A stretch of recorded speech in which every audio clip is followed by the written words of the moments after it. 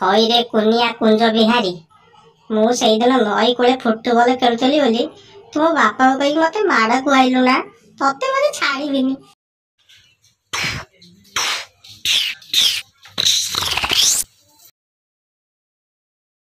ଆରେ ଅନାମ ଦୌଡ଼ି ଆରେ ବାପା, ତୋ ପୁଅ ମତେ ମାରି ପକେଇଲା ରେ। ଅନାମ ମଉଲୋ।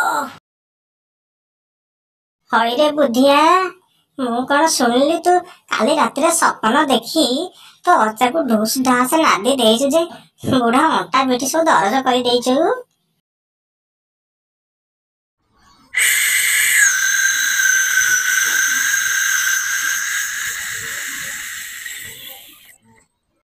ଆରେ ବୁଦ୍ଧିଆ, ମୋ ଅଣ୍ଟା ବଙ୍କା ହେଇଗଲା ରେ ବୁଦ୍ଧିଆ, ମତେ ସିଧା କରେ ଟେ ଶୀଘ୍ର ବୁଦ୍ଧିଆ। ହେଲିକପ୍ଟର, ହେଲିକପ୍ଟର ଡୁ ଡୁ ଡୁ। ଆରେ କଣ ଶୁଣୁନି ମୋ କଥା? ହଇରେ ଗୋବରା, ମୁଁ ହେଲିକପ୍ଟରକୁ ଡାକୁଛି, ସେ ମୋ ପାଖକୁ ଆସୁନି କାହିଁକି ରେ? ତୋ ପାଖକୁ ହେଲିକପ୍ଟର ଆସିବ, କହିବ ବୁଦ୍ଧିଆକୁ ଆସୁନ ଟିକେ ବୁଲେଇ ଆଣିବି।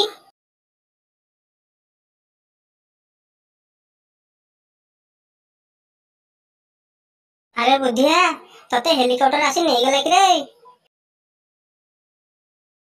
ନାଇଁ, ମତେ ହେଲିକପ୍ଟର ନୁହଁ, ଗାତ ମାମୁଁ ନେଇଗଲେ। ଆରେ ବୁଦ୍ଧିଆ, ତୁ ସେ ଗାତ ଭିତରେ କଣ କରୁଛୁ କି ରେ?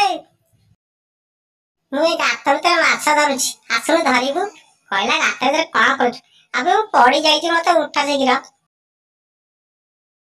ଆରେ ଗୋବରା, ମୋ ଗୋଡଟା ଭାଙ୍ଗିଗଲା ନା କଣ ବୋଧେ, ମତେ ଟିକେ ମେଡିକାଲ ନେଇକି ଗଲୁ ରେ। ହଉ ରହିଥା, ମୁଁ ତୋ ବାପାକୁ ଡାକିକି ଆସେ।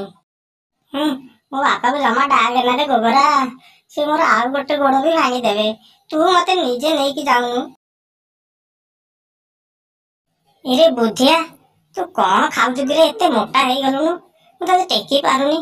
ମୋ ହାତ କଣ ହେଇଗଲାଣି ଲୋ ବୋପାଲୋ। ହଇରେ, ତୁ କଣ ମୋ ବୋଉ, ମତେ କୋଳରେ ଧରି ବସି ପଇଲୁ? ସେତେବେଳେ ସିନା ମୁଁ ଚାଲି ପାରୁନଥିଲି, ମତେ ଟେକିକି ଆଇଲୁ, କହିଲେ ମୁଁ ବସି ପାରୁନି, ମତେ ବସଉନୁ। ଆଲୋ ବାପାଲୋ, ମରିଗଲି ଲୋ। ଆରେ ଗୋବରା, ଏମିତି କିଏ ଗୋଟେ ଚିଲଉଛି ଗଲୁ ଟିକେ ଦେଖିବୁ, ସେ କିଏ ସେ ଏମିତି ଚିଲଉଛି? ହଁ, ମୋ ନା ଡାକ୍ତର ହସପୁରା, ମୁଁ ଦେଖିନି ତମ ଭଳି ଗୋଟେ କାନ୍ଦୁରା।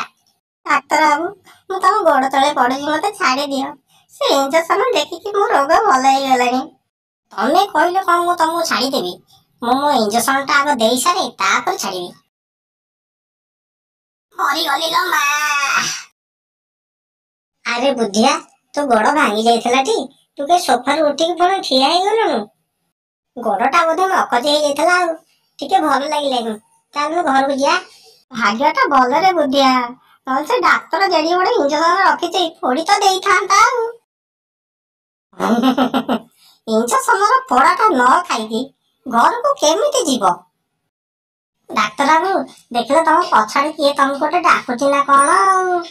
ଆରେ ବୁଦ୍ଧିଆ, ଶୀଘ୍ର ଚାଲ ଘରକୁ ପଳେଇବା ରେ।